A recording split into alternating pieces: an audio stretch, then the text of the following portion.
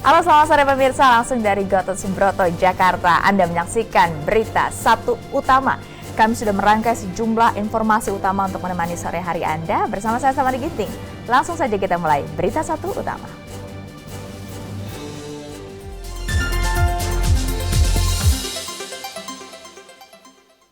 Pemirsa, Bareskrim Polri kembali meminta keterangan ahli dalam kasus Panji Gumilang. Hari ini penyidik meminta keterangan ahli dari berbagai elemen keagamaan. Penyidik Direktorat Tindak Pidana Umum Bareskrim Polri telah memeriksa 19 saksi dan 1 ahli bahasa dalam kasus dugaan penistaan agama Panji Gumilang. Selain meminta keterangan ahli, penyidik juga menanti fatwa MUI guna menjadi rujukan dalam penetapan tersangka. Selain ahli agama, hari ini penyidik Bareskrim Polri juga menjadwalkan permintaan keterangan terhadap ahli informasi dan teknologi serta ahli sosiologi.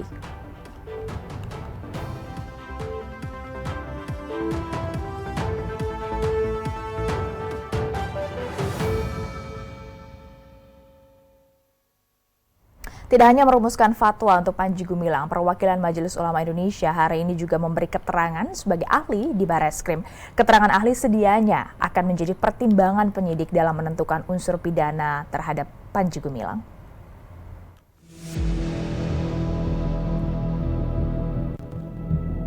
Kasus dugaan penistaan agama oleh pimpinan Pondok Pesantren Al-Zaitun terus diusut oleh Bareskrim Polri. Hari ini, selain perwakilan Kementerian Agama dan Ormas Islam, Direktorat Penyidik Tindak Pidana Umum juga memanggil Majelis Ulama Indonesia sebagai saksi ahli.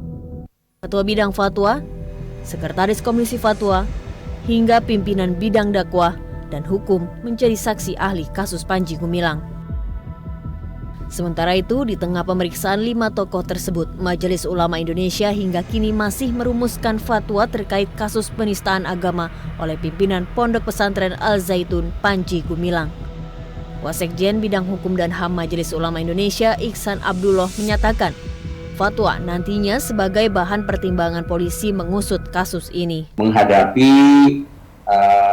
tanggung jawab, mempertanggungjawabkan semua perbuatannya yang menistakan dan menggelisahkan dan menodai agama. Ini Mabes Polri juga sudah membuka fatwa pada Majelis Ulama Indonesia, dan insya Allah dalam waktu dekat kami juga akan menyampaikan fatwa itu sebagai permohonan dari Mabes Polri. Nantinya apakah nanti digunakan sebagai bahan pertimbangan untuk penyidikan ataukah tidak. Yang jelas kami siapkan apa yang dimohon oleh Mabes Polri karena ini menjadi tanggung jawab keumatan. Bareskrim telah memanggil 19 saksi dan 1 saksi ahli bahasa dalam kasus dugaan penistaan agama dan ujaran kebencian oleh Panji Gumilang. Keterangan saksi ahli dan fatwa MUI sedianya akan menjadi landasan Bareskrim dalam menetapkan tersangka. Tim Liputan, B-Universe.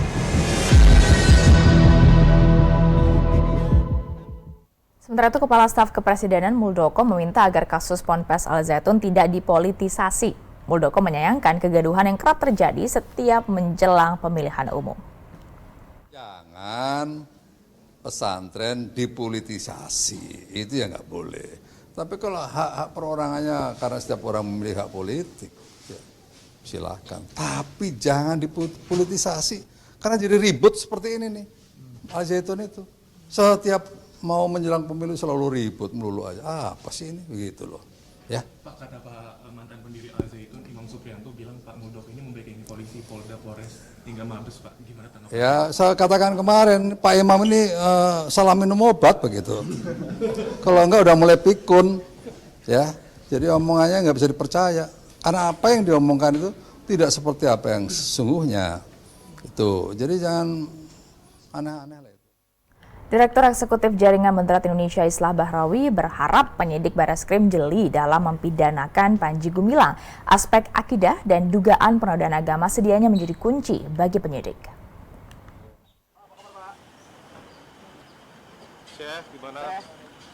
Titik terang penyidikan Panji Gumilang terus dinanti publik. Di tengah pemeriksaan saksi ahli oleh Bareskrim, Direktur Eksekutif Jaringan Moderat Indonesia Islah Bahrawi menilai diperlukan kejelian dari penyidik dalam mengungkap kasus Panji. Islah berharap penyidik tidak terjebak dalam aspek yang rawan diperdebatkan dan fokus kepada unsur akidah. Pemanggilan ini kan perlu proses, apalagi ini menyangkut keyakinan, menyangkut agama. Ini kan memang tidak sederhana karena berbagai agama termasuk juga di dalam Islam ini kan perspektif itu kan memang bermacam-macam. Makanya saya meyakini kalau polisi ini masuknya terhadap perbedaan-perbedaan fikih ini tidak akan efektif dan tidak bisa juga dijadikan sebagai alat jerat terhadap penegakan hukum terkait dengan Panji Gumilang ini. Tapi dia kalau polisi secara jeli gitu ya, dia bisa menggunakan celah-celah ketika Panji Gumilang ini masuk ke wilayah-wilayah keimanan yang sifatnya tidak debatable. Kalau soal perspektif fikih seperti ada khotib perempuan, saf yang berjarak dan sebagainya, ini kan sebenarnya adalah wilayah-wilayah fikih yang di dalam Islam sendiri itu biasa. Artinya perbedaan-perbedaan fikih itu biasa di dalam Islam. Bahkan di Indonesia sendiri perbedaan sholat, misalnya sholat pakai kunut dan tidak kunut itu kan sebenarnya adalah perspektif tafsir. Nah kalau polisi masuk ke sini maka ya perkara ini akan menjadi sumir. Tapi kalau dia masuk ke wilayah-wilayah akidah seperti menganggap bahwa Quran itu bukan kalamullah, dan beberapa kali terbukti setiap ceramah-ceramah yang ada di Al Zaitun, misalnya qala Rasulullah fil Qur'anil Karim, ini kan sebenarnya penistaan terhadap agama karena apapun perbedaan tafsir dari setiap madhab maupun seluruh ulama ketika berbicara tentang nilai sakralitas Al-Quran, semuanya sepakat bahwa Al-Quran ini adalah wahyu dan kalam Allah gitu. Nah ini kalau polisi jeli seharusnya masuknya lewat ranah-ranah akidah, bukan lewat fikih. Saya pikir para ahli juga seharusnya bisa memberikan kontribusi yang sangat efektif terhadap polisi supaya Polri juga bisa menggunakan 156A ini secara rigid. 27 Juni silam, pendiri NII Crisis Center Ken Setiawan melaporkan Panji atas pernyataan yang menyebut Al-Quran bukanlah firman Allah, melainkan karangan Nabi Muhammad. Tidak hanya Ken, Iksan Tanjung juga melaporkan Panji dengan tuduhan yang sama, yakni dugaan penistaan agama. Ancaman terhadap pelaku penodaan agama yang diatur dalam pasal 156A adalah hukuman penjara selama 5 tahun. Tim Liputan B-Universe. Untuk mengulas berbagai potensi pidana dalam kasus yang menjerat Panji Gumilang, kita sudah bergabung dengan Komjen Purnawirawan Pak Ito Sumardi yang merupakan Kabareskrim pada tahun 2009 hingga 2011. Nanti juga akan bergabung bersama dengan kita Mas Halili Hasan, Direktur Riset Setara Institut. Pak Ito, selamat sore. Selamat sore, Mbak. Iya. Pak Ito mungkin bisa berikan gambaran dan pencerahan kepada kita semua, karena banyak yang kemudian mempertanyakan kasus ini sudah naik dari penyelidikan ke penyidikan. Yang dinantikan adalah kemudian siapa tersangkanya, bagaimana logikanya gelar perkara hanya kemudian menaikkan status kasus tapi tanpa tersangka, Pak Ito. Ya, baik. Mungkin saya tadi mengikuti yang disampaikan Mas Islah ya, bahwa saya perlu menjelaskan di sini bahwa Polri itu adalah dalam setiap pengungkapan kasus adalah sebagai penyidik. Penyidikan itu adalah membuat terang satu perkara. Jadi kita tidak boleh sama sekali untuk anggota Polri itu untuk mempersepsikan, membuat persepsi atau opini. Dia semua harus berdasarkan hukum dan juga berdasarkan aturan-aturan yang berlaku. Misalnya untuk menetapkan seorang tersangka sesuai dengan KUHP pasal 184 ayat 1 itu diperlukan ada 5 alat bukti, tetapi KUHP juga menentukan 2 alat bukti yang sah ya, yang sah itu sudah cukup menetapkan seorang sebagai tersangka. Nah, kita semua melihat kasus per kasus tentunya berbeda spesifikasinya ya, sehingga di sini kasus Al Zaitun ini adalah kasus yang sangat luas dimensinya, sehingga kita harus hati-hati, cermat dalam membuat menetapkan seorang tersangka, sehingga dari hasil gelar perkara pertama dan gelar perkara tambahan ada indikasi, dugaan memenuhi unsur penistaan agama, yaitu yang diatur dalam 156A KUHP oleh seseorang. Nah, tentunya seseorang ini ada azas praduga tak bersalah. Sebelum dia ditetapkan sebagai tersangka, maka dia tidak boleh diberitahukan namanya karena dia memiliki hak. Kemudian juga di sini tentunya penyidik sudah memiliki calon tersangka. Kebetulan saya juga berkoordinasi dengan teman-teman yang saat ini sedang melakukan penyidikan, ada hal-hal yang tidak bisa disampaikan ke publik. Nah, oleh karena itu, keterangan saksi yang saat ini sudah masuk dalam proses penyidikan, ini adalah yang sifatnya sudah pro justisia untuk keadilan dan juga untuk hukum. Sehingga ini sudah memiliki kekuatan hukum yang mengikat. Jadi nanti pada saat penetapan tersangka, maka polisi sudah bersiap untuk menghadapi antisipasi apabila dari pihak tersangka itu mengajukan gugatan, misalnya pra-peradilan, untuk membatalkan kasus tersangkanya. Cuman perlu diingat lagi bahwa karena luas, Mbak, ini adalah tidak menutup kemungkinan tersangkanya bukan hanya satu orang. Jadi bisa saja beberapa orang yang masuk dalam penyertaan ataupun membantu. Jadi kita tentunya harus berhati-hati dalam menetapkan, bukan berarti kita lambat ya. Demikian. Anda selalu mengatakan bahwa penyidikan ini harus hati-hati. Apakah karena kasus ini memang menjadi sorotan dan juga sensitif? Salah satu di antaranya. Kenapa? Ini kan menyangkut masalah keagamaan. Kenapa kita harus pakai MUI? MUI itulah lembaga yang ada ulama, ada zuama, ada tokoh-tokoh cendekiawan muslim, sehingga fatwa yang diberikan kepada penyidik yang kemudian nanti dituangkan dalam keterangan sebagai salah satu alat bukti, ya itulah yang akan tentunya bisa menjadi dasar pedoman untuk kita menuntut adanya penistaan agama. Ini kan masalah agama, beda dengan kasus-kasus yang lain ya, Mbak. Sehingga saya kira mungkin semua juga tentunya perlu menyadari memang bagi masyarakat umum, masyarakat awam mungkin bisa menyamaratakan semua penanganan masalah. Saya kira demikian Mbak Stefani yang harus dilakukan oleh penyidik ya. Ya, sudah bergabung bersama kita Mas Halili. Mas Halili, Anda mengatakan penggunaan pasal penodaan agama pada kasus Al Zaitun ini hanya bersifat reaksioner saja. Apa dasarnya Anda mengatakan begitu, Mas Halili?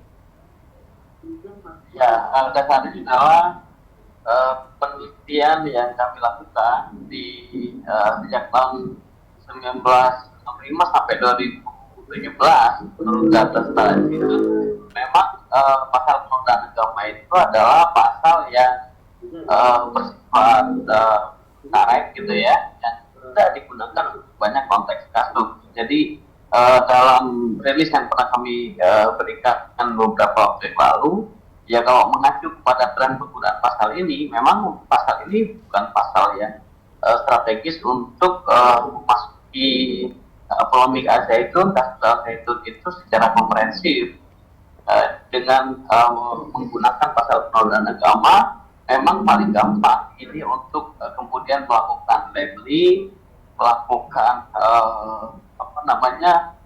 justifikasi bahwa seseorang atau entitas tertentu salah, dan kemudian baru kemudian dicari pasal-pasal lain yang lebih proper. Nah, ini problemnya, saya kira.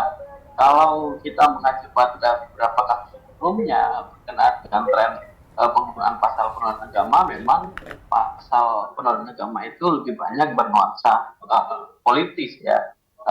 Titik tekan saya tadi, saya setuju dengan Pak Tito yang menekankan prinsip kehati-hatian, tapi jangan lupa juga ada prinsip profesionalisme, ada prinsip kepastian hukum, ada prinsip keadilan yang mesti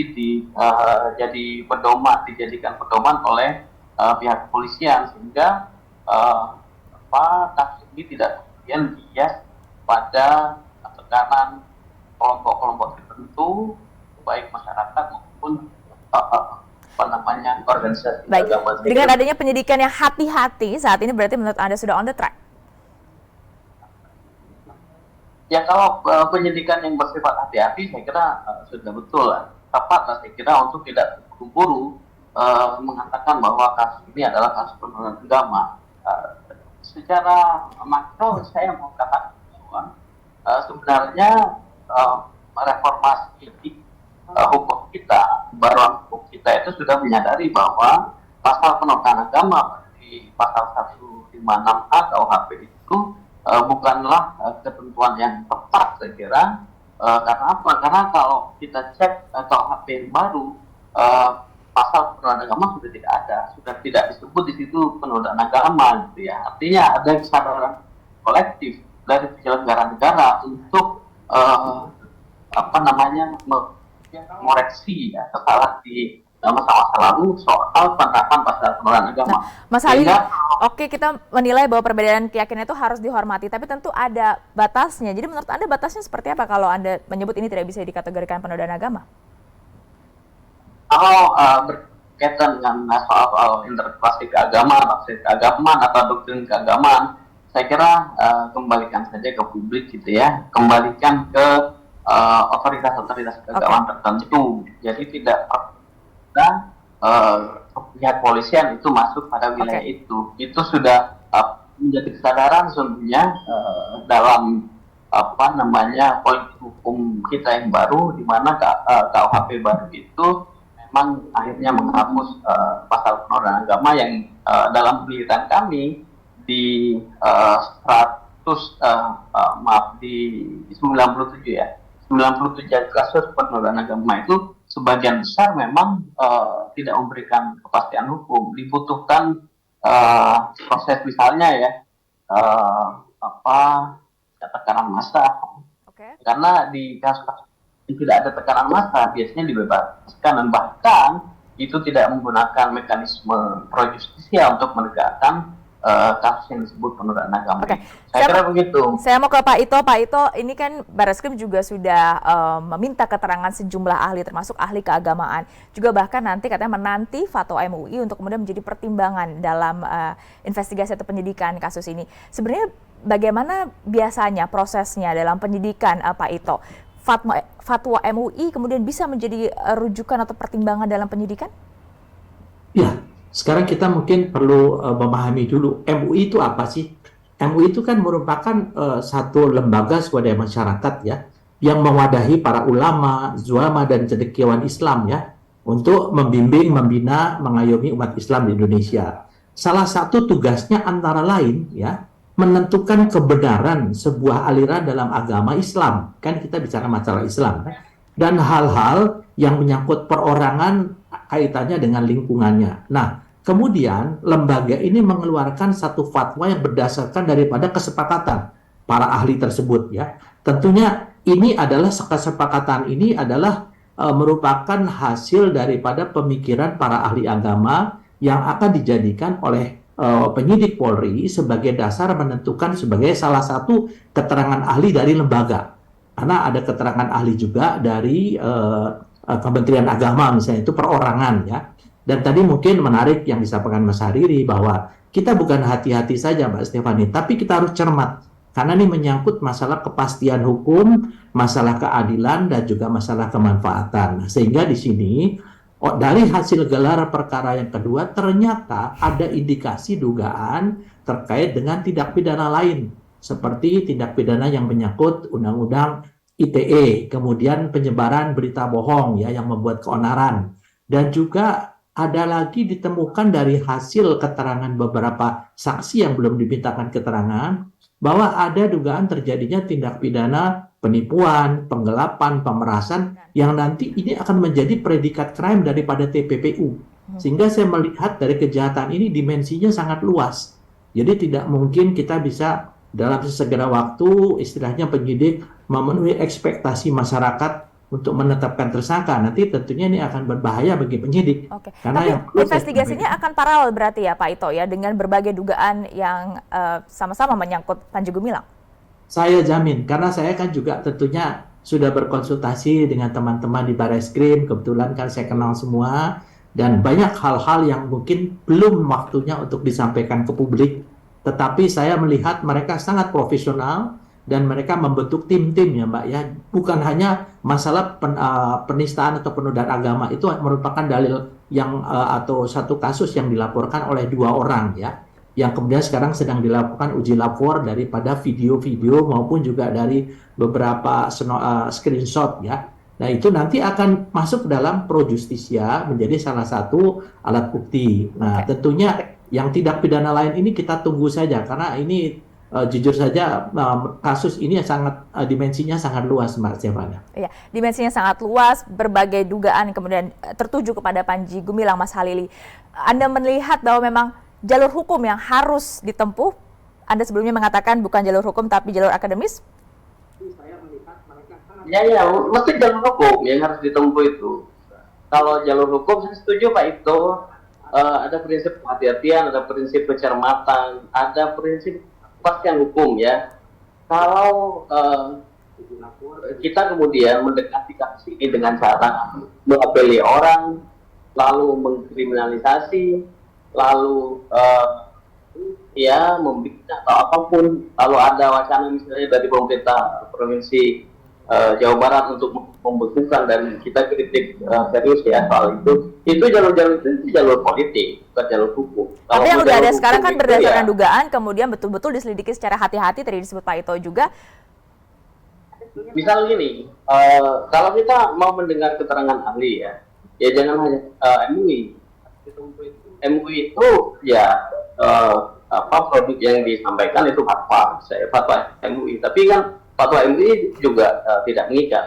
Kalau kita bicara soal pandangan keagamaan, banyak tokoh yang lain, ada tokoh NU, ada tokoh Muhammadiyah, tokoh-tokoh yang secara perseorangan memberikan pandangan, itu juga penting untuk didengarkan keterangannya. Kalau MUI itu dari MUI Jawa Barat sampai MUI pusat, saya kira inform ya di depan publik pernyataan-pernyataan mereka memang cenderung akan menyesal.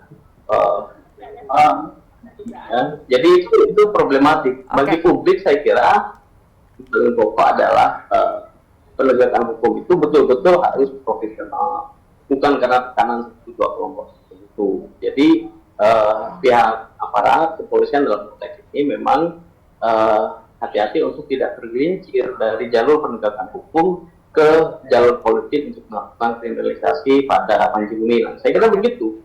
Baik, kita tunggu nanti proses penyidikan yang disebut sangat hati-hati, juga tentunya meminta keterangan dari sejumlah ahli termasuk berbagai elemen ahli keagamaan, dan siapa saja yang akan menjadi tersangka atau tetap menjadi tersangka dalam penyidikan ini. Kita tunggu penyidikan dari Barreskrim. Terima kasih banyak Pak Ito maupun juga Mas Halili sudah bergabung bersama Berita Satu Utama.